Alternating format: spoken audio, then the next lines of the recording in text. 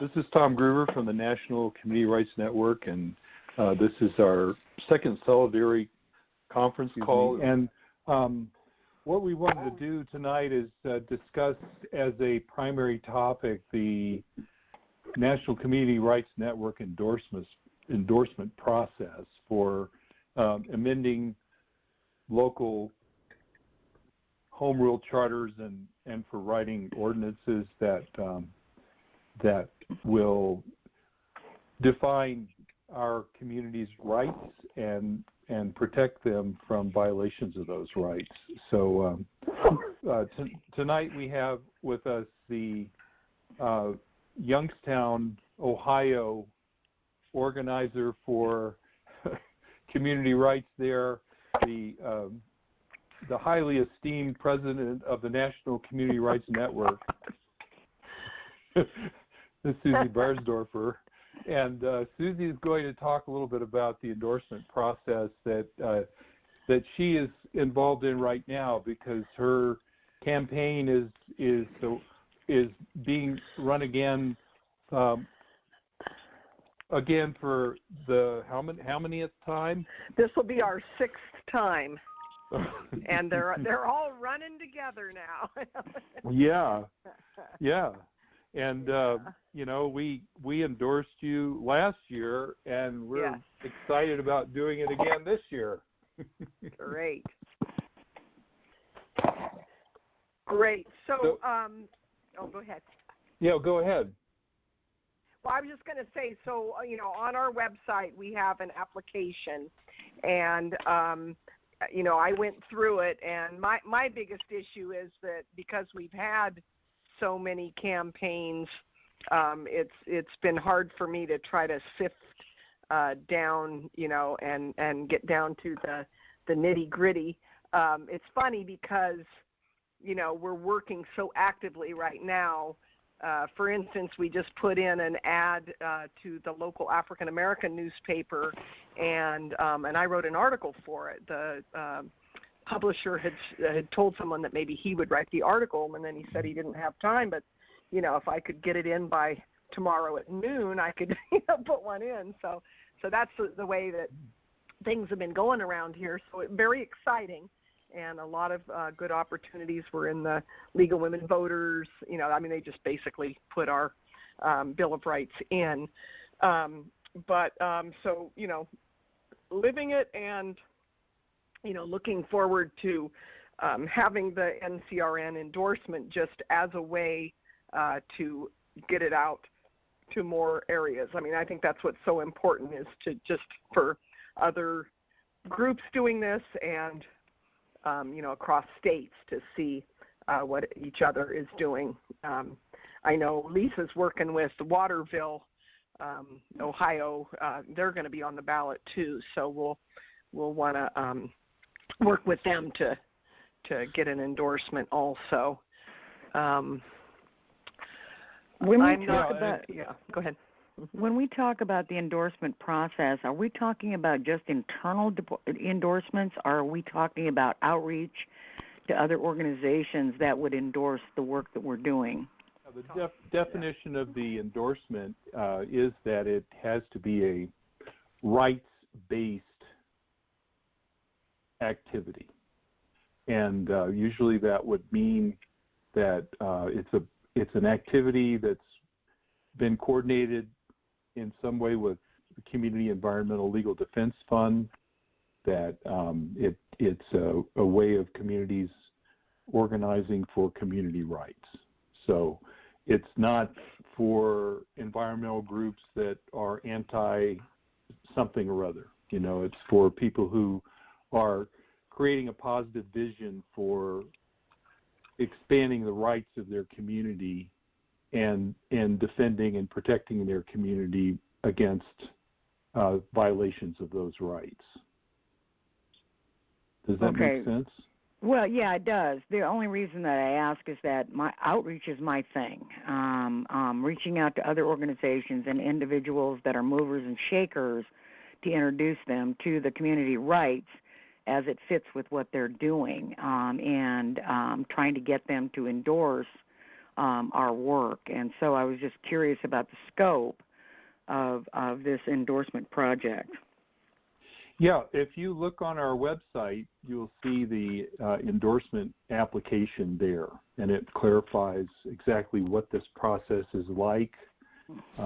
Basically, we just want to write up about what it is you're doing and your community, and provide some backup story, which we would like to actually publish on our website, and then begin to spread nationwide. And we've just set up a very nice place to put a national media contacts database so that we can begin to develop an entire distribution network for our endorsements and all the stories that go along with them.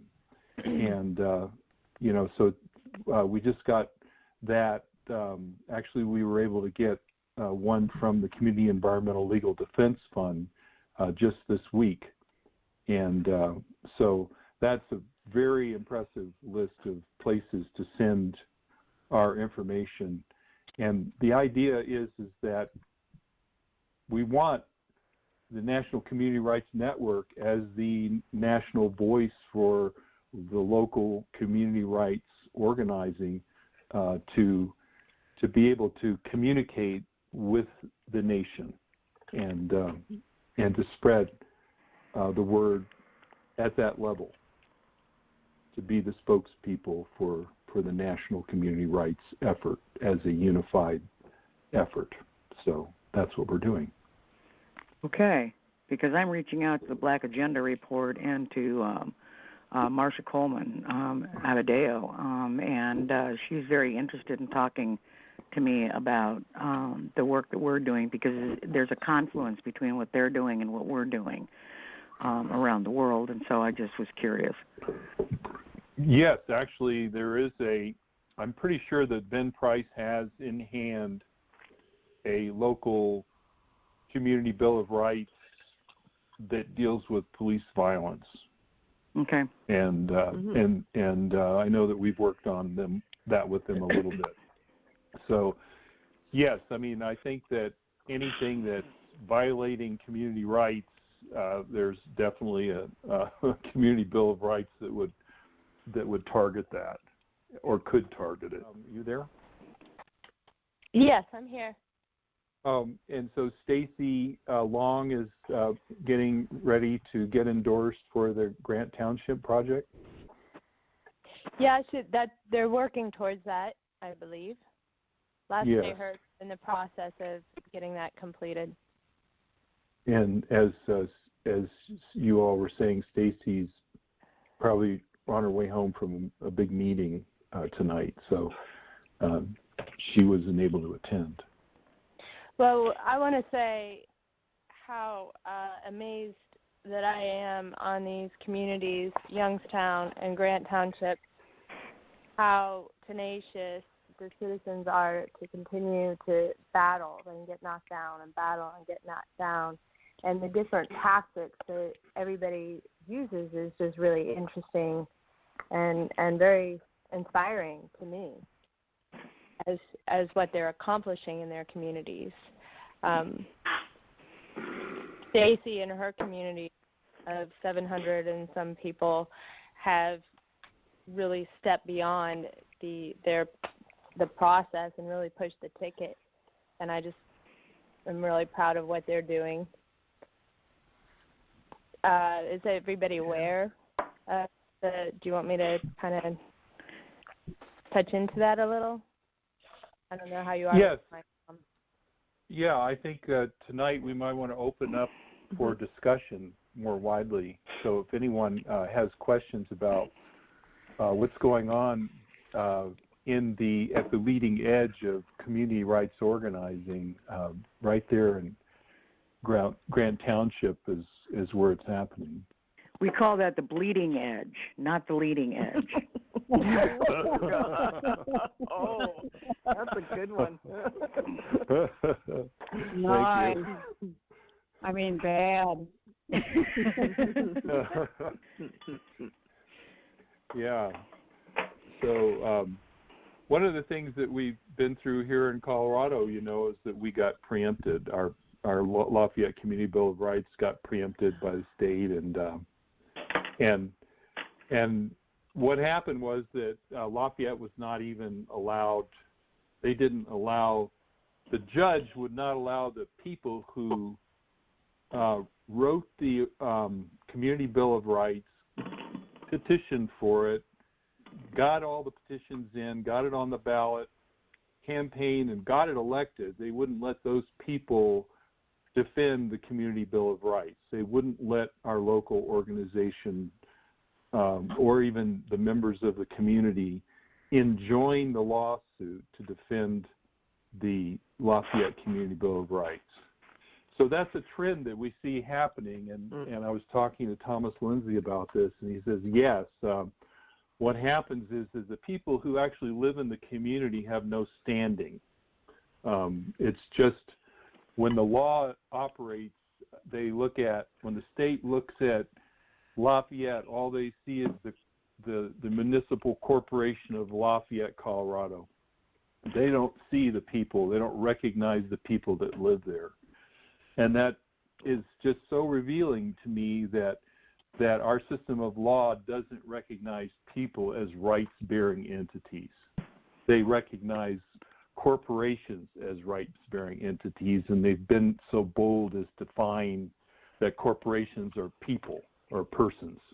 And they're the ones that they're talking about in our constitutional law as being people and not us. And it seems to me like, the perseverance that we see where we're still allowing the law is still allowing communities to run their community bills of rights, to get them on the ballot and get them elected, or at least have a try at getting them elected. And that's still happening in many parts of the country. But then in other parts of the country, the law is stopping the community from even circulating the petition in the first place. Does anybody having to say about these trends that are happening now against community rights initiatives? Well, in Lane County here in Oregon, we've had a major issue, particularly in Lane County, relative to getting their petition to the ballot. Their own city council rose up and said that they were going to pass a law that said that they get to have the final say about the circulation of petitions.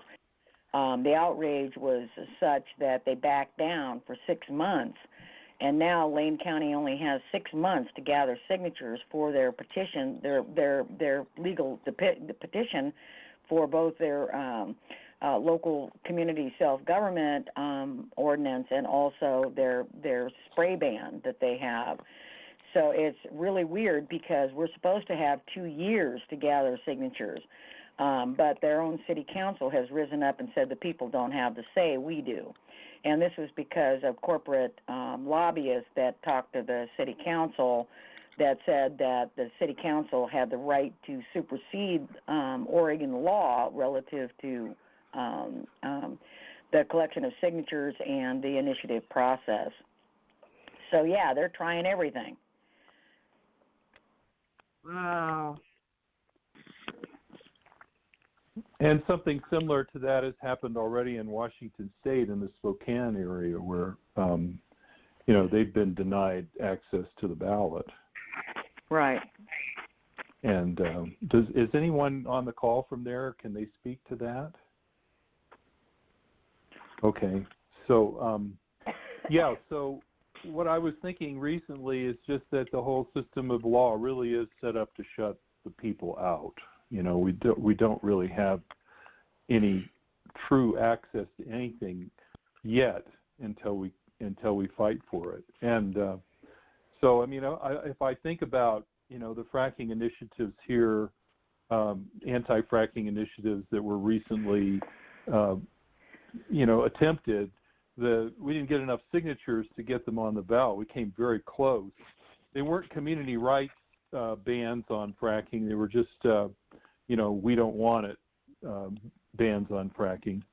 And so what happened was we predicted that if they were elected, then there would be a federal lawsuit that would preempt those from being law in the state of Colorado.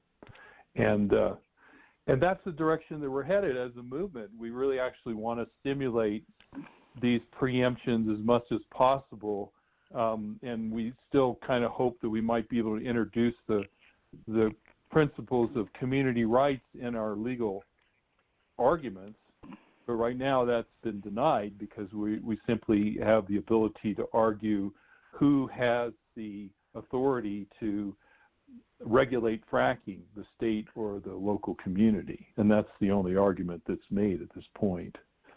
So, well, this, really, Tom, this is an argument for community rights, because the thing of it is that any other approach, besides basing it on our right to govern, if we don't base it on that, the state and the federal government automatically, because of the system of law that we have, is going to shut us down.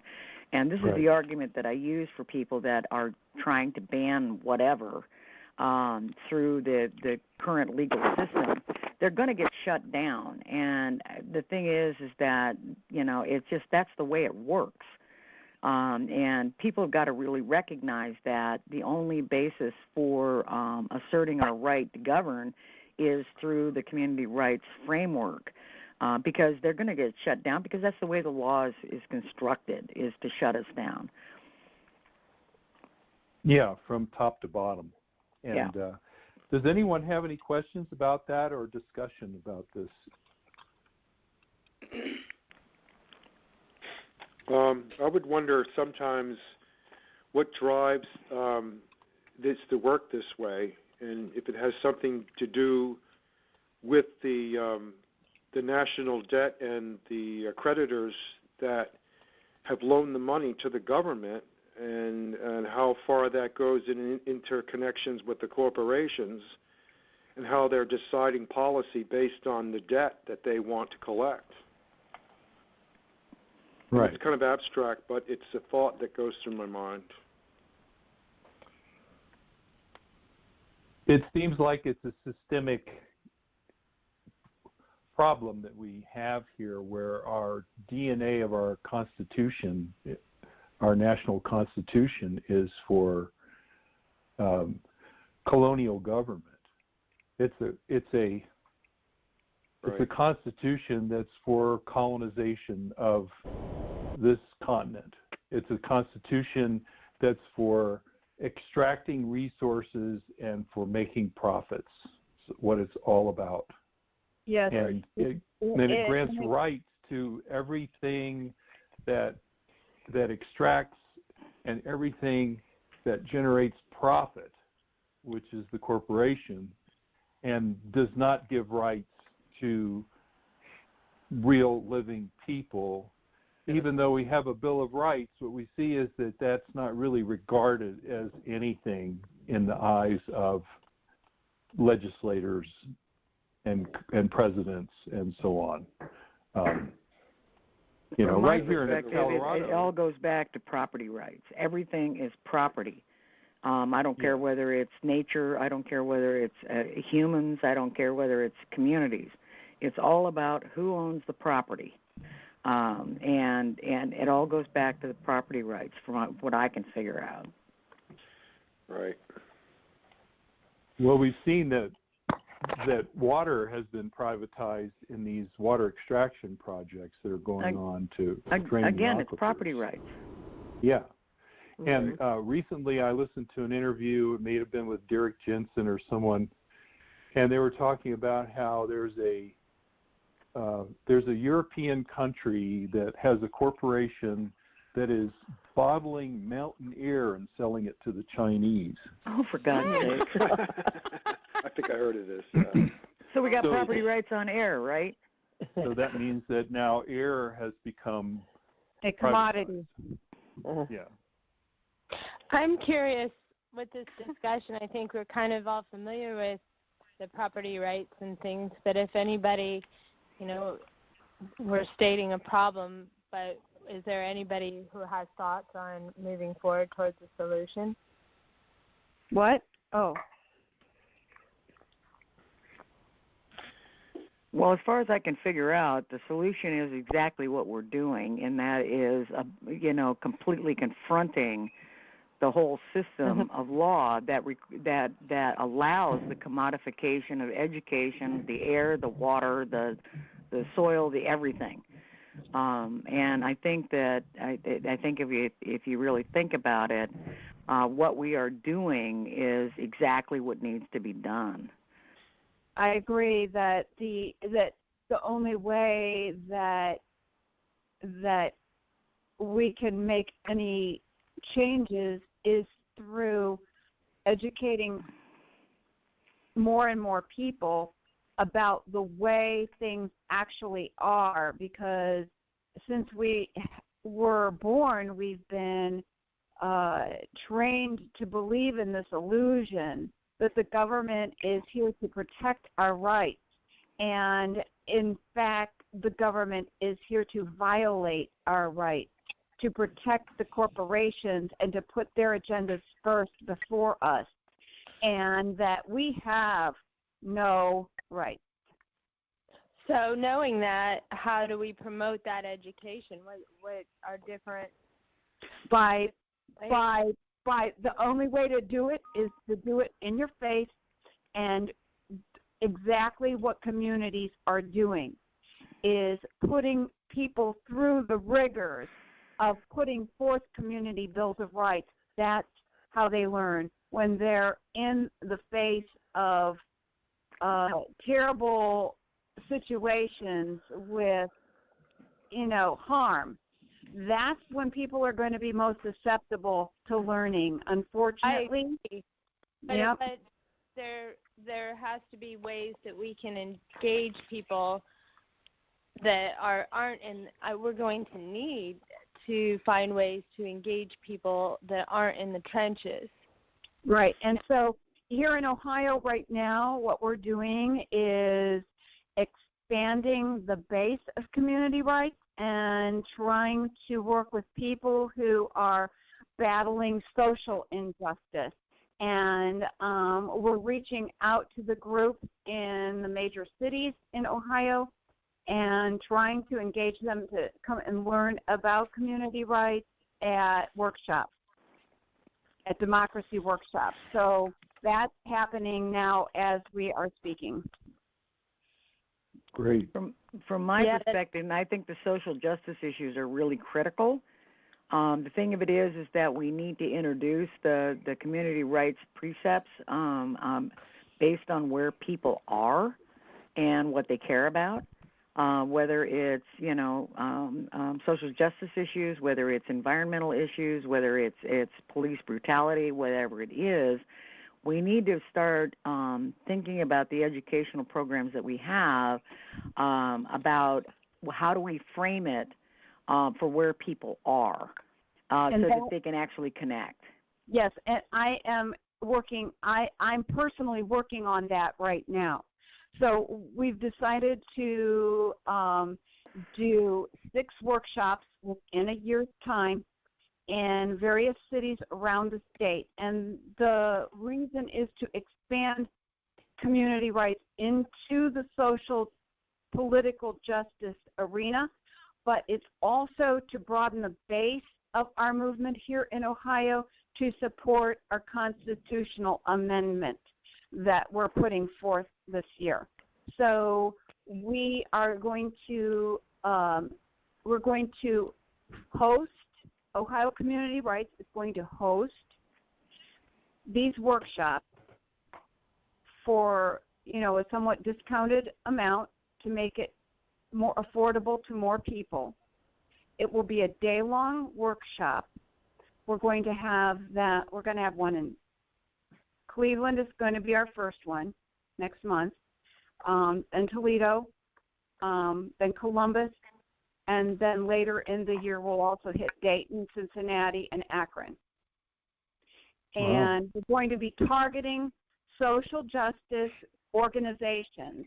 So what I'm doing is right now we're finishing up organizing for Cleveland. But what I've spent the last month and a half doing is researching social justice groups in those cities, in Cleveland, for example, and really delving into them and finding key people, and we've created emails and flyers and information links to the We the People 2.0 trailer, all kinds of stuff, anything we can think of that we can send them and get them engaged. So whether or not it's going to work, we'll find out, but it's our first attempt at this. And, we had our first registration for the workshop just before I left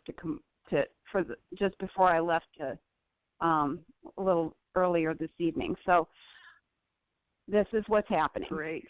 Yeah. How are the registrations going? We just had our first one today. So I'm ecstatic.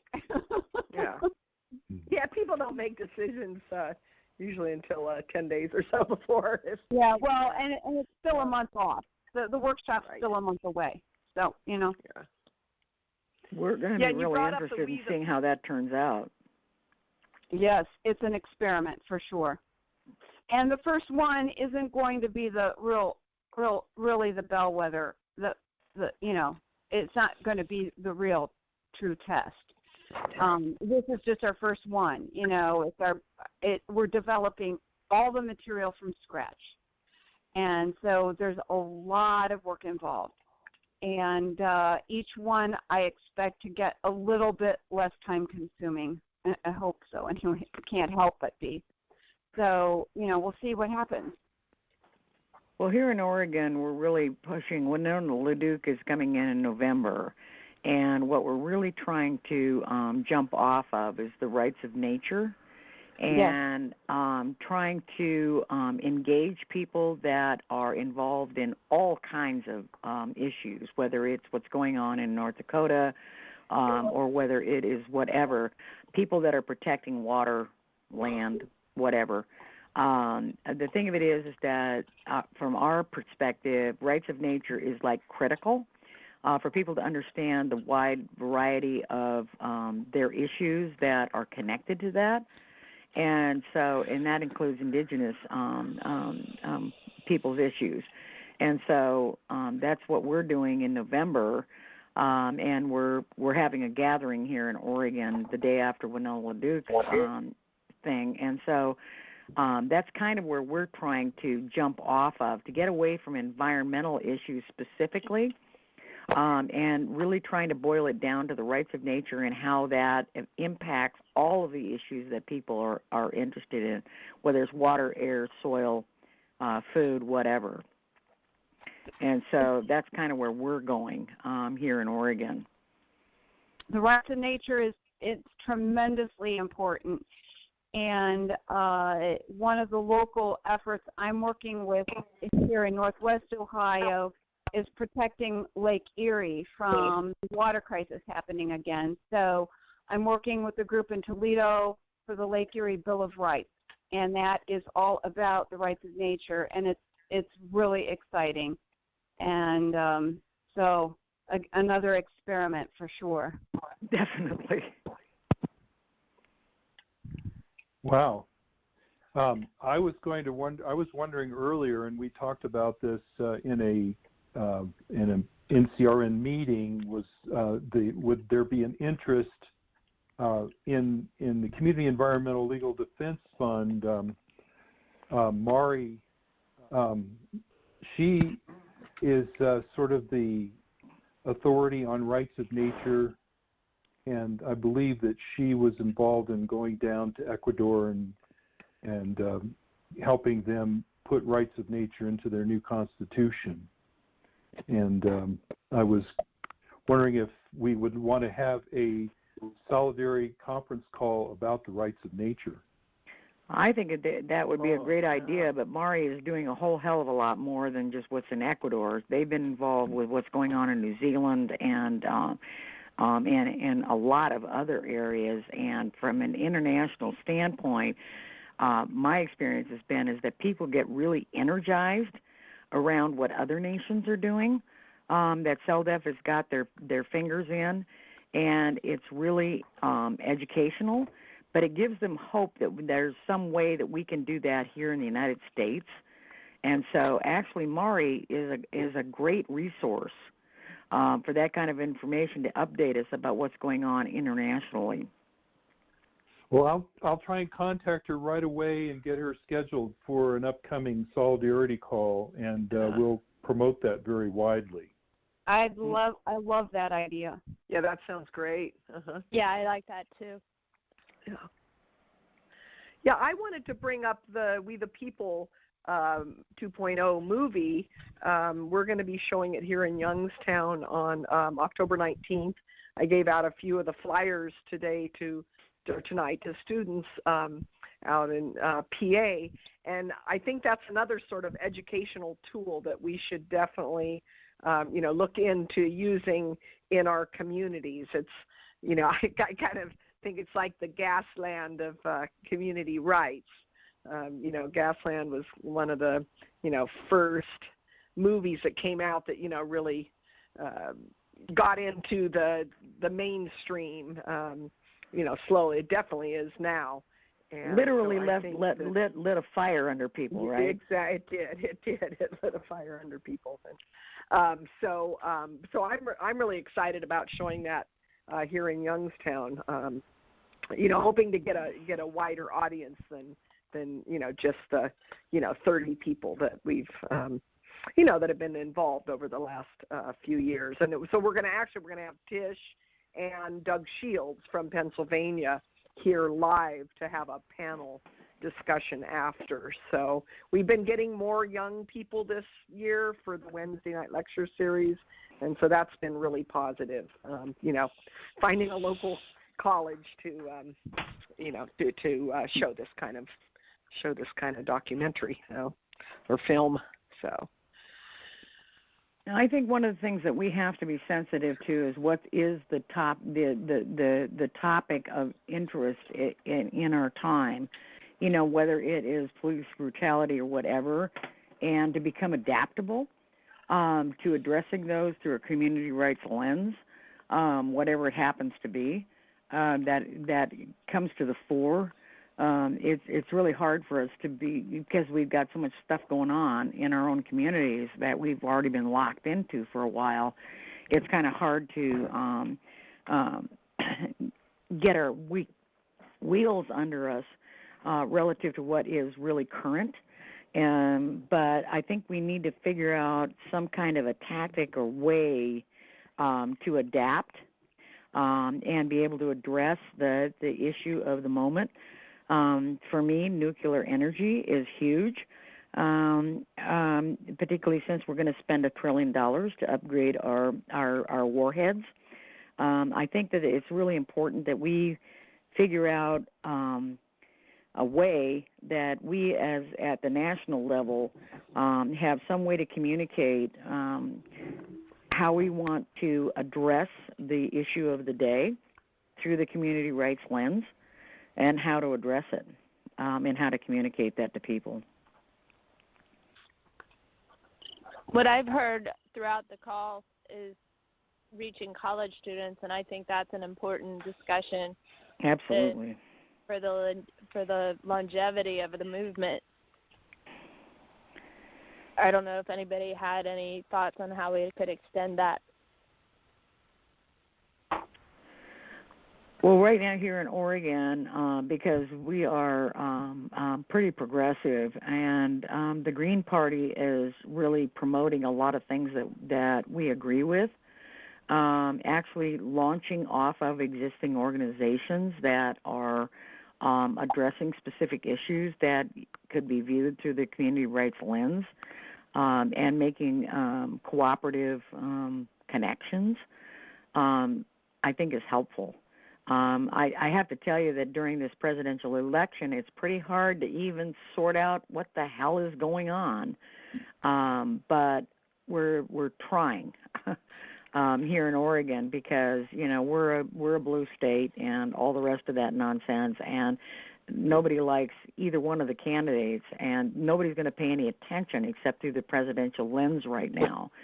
So we need to focus on issues that people don't feel that the Democrats or the Republicans are going to focus on or be able to have any positive impact on. And so I think that until after the election's over, it's going to be really hard to get people's attention. Yeah. Yeah, as we heard from Marilee Mazza here, our president of the Colorado Community Rights Network, we heard from her last month, and she was talking about how this presidential election sucked all the air out of the room. Absolutely. For us, and basically was one of the big forces that interfered with the success of our state amendment campaign. Yeah, well, the thing of it is, though, is if you take it through the Green Party lens, at the state level, I've gotten them to endorse our community rights work. But the thing of it is that at least they've got an environmental plan or a focus. And so the only thing you can do in the interim until the election is over is saying that, is integrating with people that care about environmental stuff. And that's the only people that do and social justice. And the only people that do is the Green Party. And so, you can just ride on their coattails at least to get some people's attention. Right. Well, I was thinking about the young people around where I am, and they can get activated. They can, but I think our role in the world right now is to frame the problem. That it really needs to be framed. We need to be able to explain to people. First of all, hit them with the fact that we have no rights, and that's a big problem. And until we get rights for individuals, communities, and nature, that things are just going to keep getting worse and worse and worse. Well, Tom, really, that's an issue of people taking the scales off their eyes that we live in a democracy. We don't. And basically you have to hit them head on with the facts that we don't live in a democracy. We've been propagandized forever with all this baloney, and that it just isn't real. Even to the point where I would suggest that maybe even the fact that we are a pro-democracy movement is even to our disadvantage, because the perception of democracy is that this is it. This is what it does. And, I know that Zach has been looking into alternative forms of government and, shared with me some information about, the actual foundations of democracy, which was, a totalitarian slave state, basically, that was run by the 1%.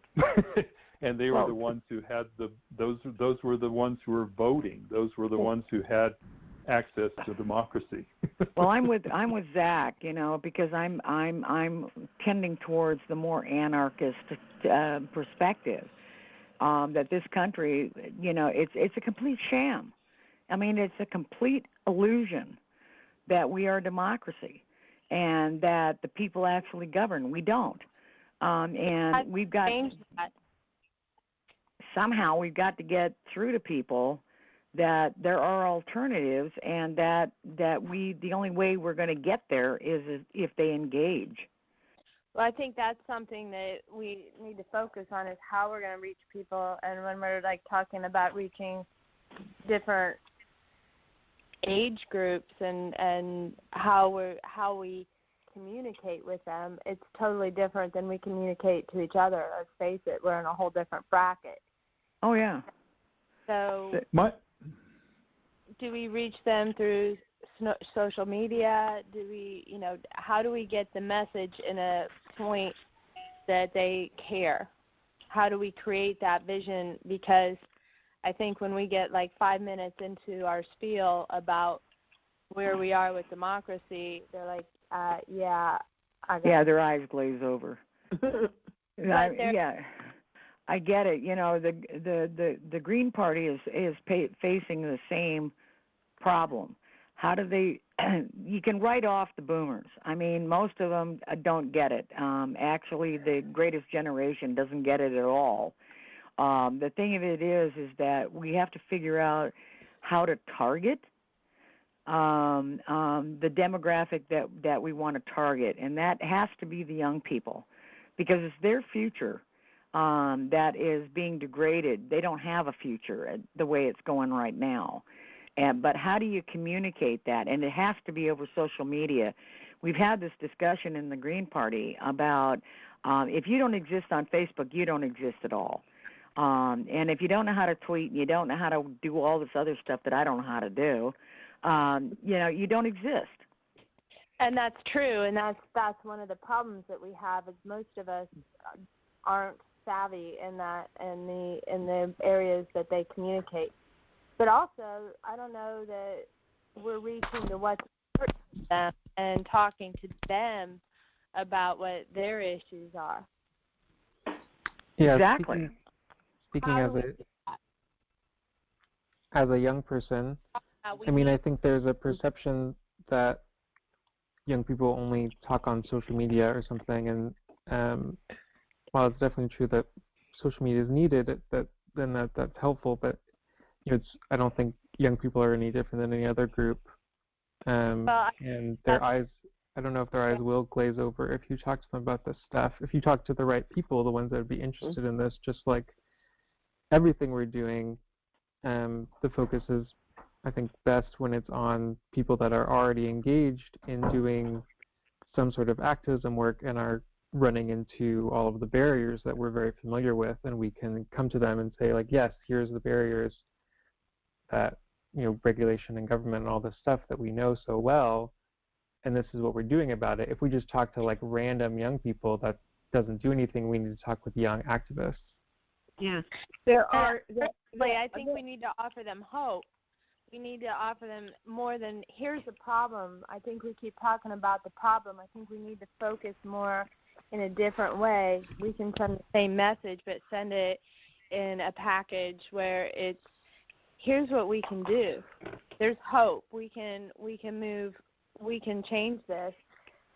How do we do that? But we have to be able to reach what's important to them. That's what community rights is. It's not hope. It's how you roll up your sleeves and get busy and do something, make change that will fix some of the problems that you're experiencing. But the problem is finding the group of young people that are already understanding and wanting to do something. And I just realized this evening that the group of people in Toledo who are working on the Lake Erie Bill of Rights are 80% young people, and cool. they are on fire for it. Oh, that's great.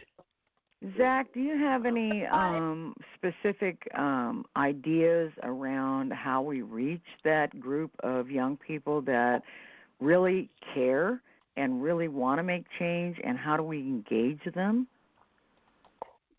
I think it's the same way you would do it for any other group. You see the ones that are active, that are doing things, that clearly care because they're doing stuff. You find the organizations, the student organizations on campuses that are active in doing stuff, and definitely not all of them are going to be receptive to this, just like not all organizations are going to be receptive to this in general. But some people might get it.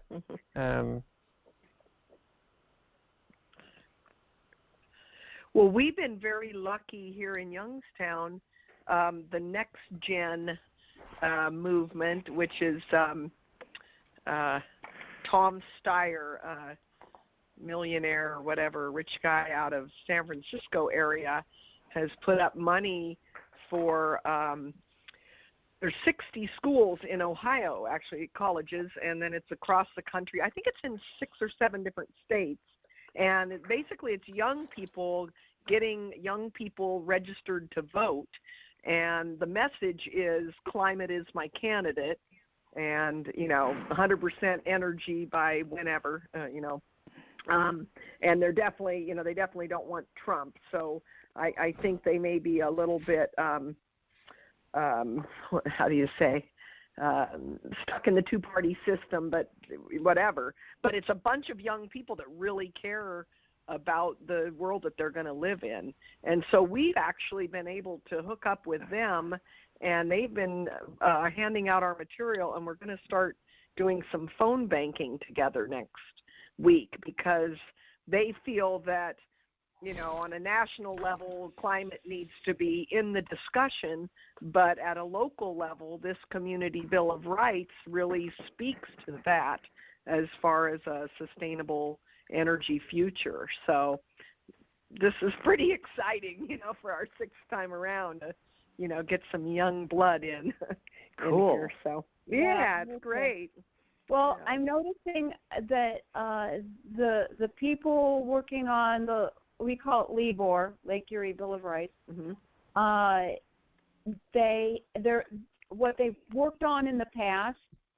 Well, for one thing, a lot of them are green. They've also worked on. Some of them have worked on move to amend stuff. Some of them, they're the young anarchists, and they're urban. They're young people who live in the city, not in the suburbs. And they live in the city, and they don't have a lot of money. But they are very savvy. And they also, a number of them have worked on the legalized marijuana issue.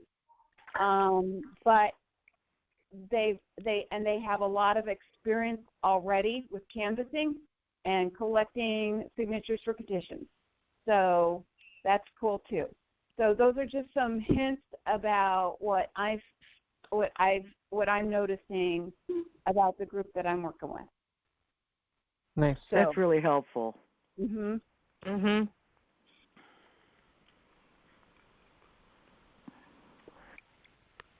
It's all about breaking through, I guess, right? Yeah, exactly. I think the main challenges with the young people is that oftentimes they're less settled in a specific location. They're more likely to move around, and so they may not be as invested in a particular community. I think in general, young people want faster solutions, and this is a very slow thing.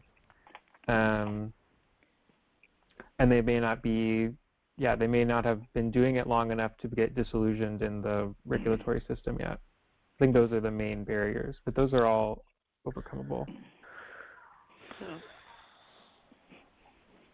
I'm really glad you're here, Jack. We don't have a whole lot of young people here. Yep. So we're running into a time frame issue now, folks. We have covered a lot of issues. I really appreciate for myself, I think having this open discussion has been really rewarding, and it really seems like engaging young people has been on all of our minds. And my main concern is that when people get active, that they do something that is proactive rather than, waving signs around anti-this, anti-that, and that we have a very successful proactive solution. Even if our Bill of Rights is preempted by the state, we've put together a document that visions what it is we want for our community, what our future is, and people have a chance to see that. And if we continue in this direction and we're fairly unified in our language, that as time goes on, I think we can manifest what we want. But what I see is that people who are anti are mostly just manifesting what they don't want.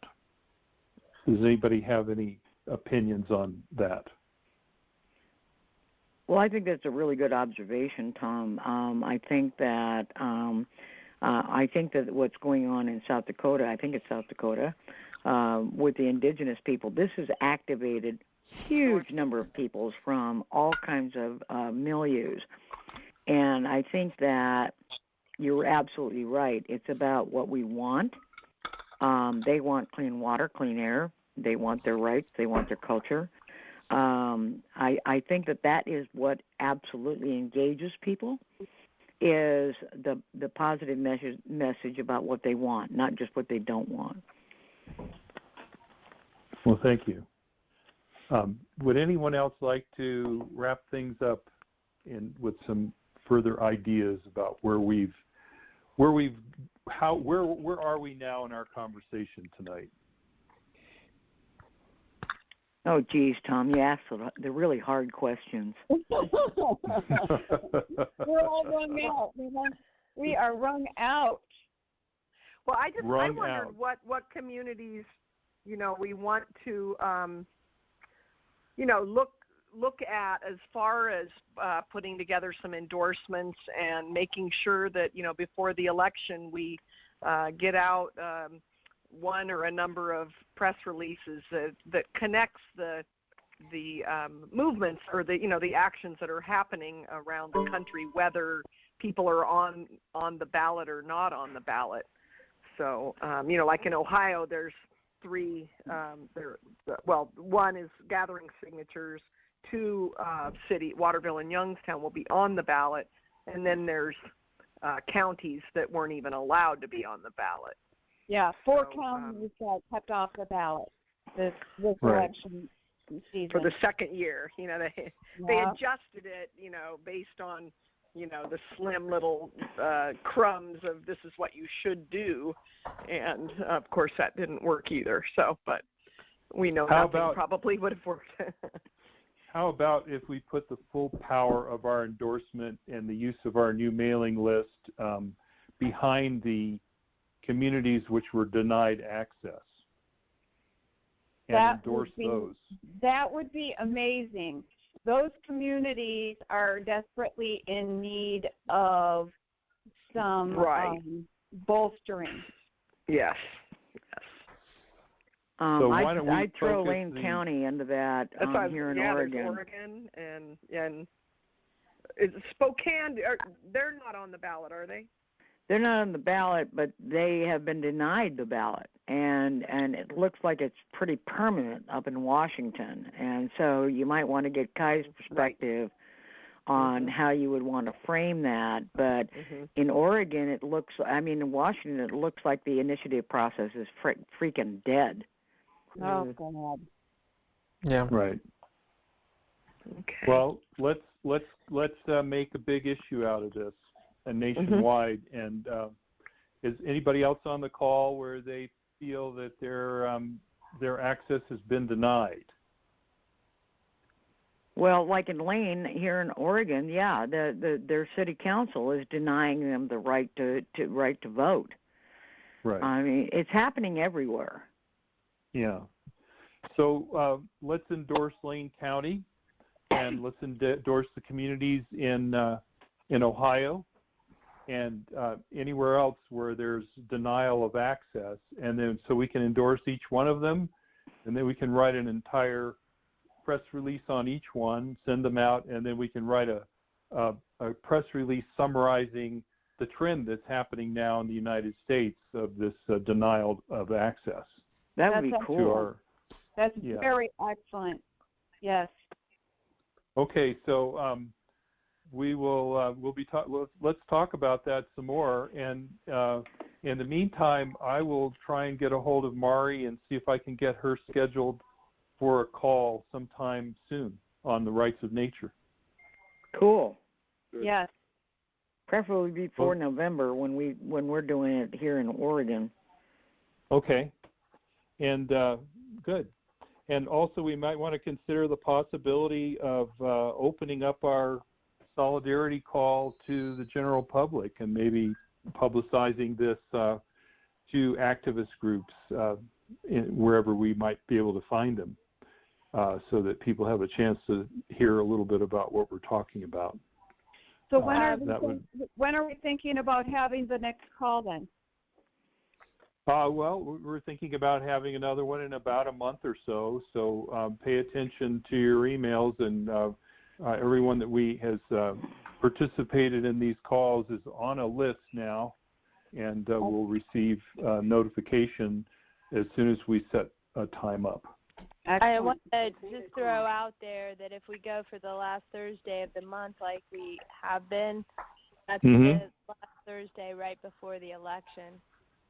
So if we want to get people for a call, I would think that, if we were having Maury speak to Rights in Nature or something to that effect, that we probably wouldn't be a good topic for October. Right. Okay. We could wait and do It'd the be a next great one after topic the for election. Oregon. Mhm. Yeah, well, maybe more information about the endorsements and stuff like that. So we may have more communities that will need the bolstering after the election. So maybe that would be, I don't know. Just by way of update, here in Oregon, Lincoln County submitted their signatures, and they are going to be on the May ballot. Coos County has also submitted their signatures and will probably be on the May ballot. I'm not real clear where Columbia County is, but it looks like Oregon is going to have a pretty good chance for May of 2017. For being on the ballot, so it's all good, and hopefully Lane will be able to get enough signatures, 17,000 signatures, so that they will be on the May ballot as well. Awesome.